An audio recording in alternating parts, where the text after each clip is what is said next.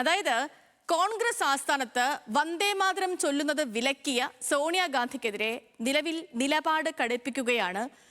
ഭാരതീയ പാരമ്പര്യങ്ങളെ ബഹുമാനിക്കാത്തവരാണ് കോൺഗ്രസ് എന്ന ആരോപണമാണ് അമിത്ഷാ അടക്കമുള്ള മുതിർന്ന നേതാക്കൾ ഉന്നയിക്കുന്നത്. BJP നിയമ നടപടിക്ക് കൂടി ഒരുങ്ങിയതോടെ കടുത്ത പ്രതിരോധത്തിലാണ് കോൺഗ്രസ്. രാഷ്ട്രീയമായി എങ്ങനെയാകും ഈ വിവാദത്തെ കോൺഗ്രസ് നേരിടുക എന്ന വിഷയം നമ്മൾ പരിശോധിക്കുന്നു ഇന്നത്തെ ന്യൂസ് ആംഗിളിൽ.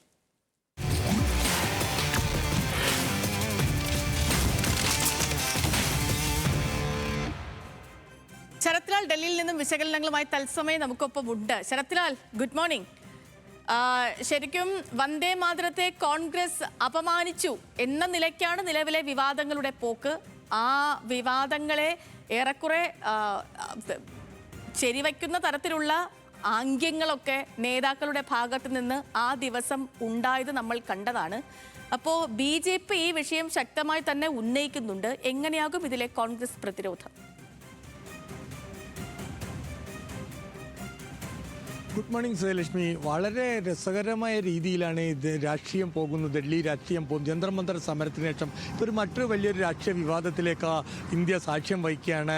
80ാമത്തെ സ്വാതന്ത്ര്യ ദിനത്തിൽ AICC ആസ്ഥാനത്ത് നടന്ന വന്ദേമാതര ആലാപനമാണ് ഇക്കാര്യത്തിൽ പുതിയ വിവാദത്തിന് തുടക്കം കുറിച്ചിരിക്കുന്നത്. ശ്രീലക്ഷ്മി വ്യക്തമാക്കിയ പോലെ തന്നെ കോൺഗ്രസിൽ രണ്ടഭിപ്രായം ഈ സംഭവത്തിലുണ്ട്. കാരണം വന്ദേമാതരം പാടുമ്പോൾ അത് മുഴുവൻ പാടുന്ന സമയത്ത് സോണിയാഗാന്ധി അതേപോലെ തന്നെ മല്ലികാർജ്ജുന ഖാർഗെയും ആംഗ്യങ്ങളുടെ തടയാൻ ശ്രമിക്കുന്നതും അത് കഴിഞ്ഞതിന് ശേഷം രാഹുൽ ഗാന്ധി യൂത്ത് കോൺഗ്രസ് നേതാവിനെ ശകാരിക്കുന്നതൊക്കെ തന്നെ മാധ്യമങ്ങളിൽ കൂടി പുറത്തു വന്നാണ്. അതിൽ യൂത്ത് കോൺഗ്രസ് നേതാവിനെ ശകാരിക്കുന്നത് BJP ആണ് പുറത്തുവിട്ടത്.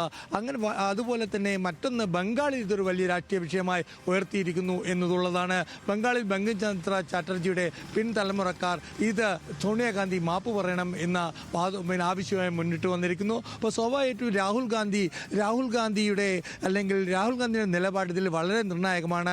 ഇതിനിടക്കാണ് വളരെ വ്യക്തമായ രീതിയിൽ BJP ഇക്കാര്യം ഒരു രാഷ്ട്രീയപരമായിട്ട് തന്നെ ഒരു പ്രചരണമായി ഏറ്റെടുത്തിരിക്കും. അഖിലേന്ത്യാ അധ്യക്ഷൻ നബീനാണ്.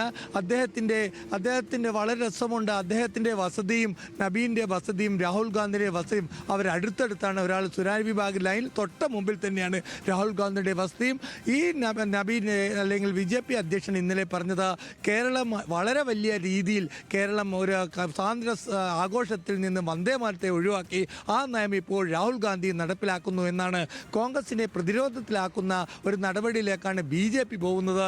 എല്ലാ സംസ്ഥാനങ്ങളിലും ഇന്ന് BJP പ്രക്ഷോഭത്തിന് അല്ലെങ്കിൽ ഇത് സോണിയാഗാന്ധി മാപ്പ് പറയണമെന്ന ആവശ്യവുമായിട്ട് മുന്നിട്ടിറങ്ങിയിട്ടുണ്ട്. ഇതിൽ വളരെ പ്രധാനപ്പെട്ടത് സോണിയാഗാന്ധിയുടെ അല്ലെങ്കിൽ സോണിയ പണ്ട് കഴിഞ്ഞ തവണ അല്ലെങ്കിൽ ഉപേക്ഷിച്ച ഒരു മുദ്രാവാക്യം വീണ്ടും പുറത്തെടുക്കാനുള്ള ശ്രമമാണ് വന്ദേമാതരത്തോടെ BJP നടത്തുന്നത്. സോണിയാഗാന്ധി എവിടെ ജനിച്ചു എന്നുള്ള വിഷയം വീണ്ടും ഒരു ശക്തമായ രീതിയിൽ കൊണ്ടുവരാനാണ് ശ്രമം ചെയ്തത്. ഇതിനെ BJP കടുപ്പിക്കുന്നുണ്ട്. ഇതിനെ എങ്ങനെയാകും കോൺഗ്രസ് പ്രതിരോധിക്കുക എന്ന കാര്യം നമ്മൾ കാത്തിരുന്ന് തന്നെ അറിയേണ്ടതാണ്. അപ്പോൾ പ്രിയപ്പെട്ട